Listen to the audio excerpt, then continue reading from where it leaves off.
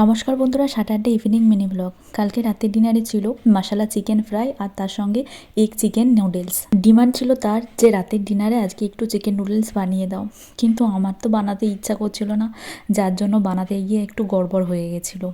চাউমিনটা জল আর লবণ দিয়ে সিদ্ধ করতে বসিয়েছি, একটু বেশি সিদ্ধ হয়ে গেছিলো, তাই ভালো করে একটু ঠান্ডা জলে এটাকে একবার ধুয়ে নিলাম। এবারে যে সমস্ত সবজিগুলো ইউজ করবো এর মধ্যে একটু টমেটো আর ক্যাপসিকাম লম্বা লম্বা করে কেটে রেখেছি, 3টে মতো পেঁয়াজ কুচিয়ে নিয়েছি, 2টো ডিম, সামান্য লবণ আর একটু ম্যাগি মশলা দিয়ে ভেজে তুলে রাখবো। আর চিকেন ফ্রাইয়ের জন্য 250 গ্রাম মতো চিকেন নিয়ে এসেছিলো, তো বোনলেস পিসটা একটু ছোটো ছোটো টুকরো করে কেটে নিয়েছিলাম। আর যে কটা হাড়ের পিস ছিল ওই 5 থেকে 6 পিস মতো, ওইগুলো একটু সয়া সস, সর্ষের তেল, হলুদের গুঁড়ো, কাশ্মীরি লাল লঙ্কার গুঁড়ো, পরিমাণ মতো লবণ আর একটু রসুন, সামান্য হলুদ মাখিয়ে তেলে ভেজে নিয়েছি। এরপরে এগ চিকেন নুডলসের জন্য চিকেনগুলো, যেগুলো বোনলেস চিকেন, ছোটো ছোটো করে কেটে মশলা মাখিয়ে রেখেছিলাম, ওইগুলোও ভেজে তুলে রেখেছি।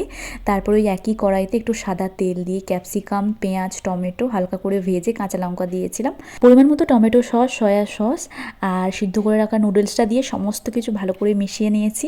রান্না একটু গড়বড় হলেও স্বাদে কিন্তু কোনো কমতি হয়নি।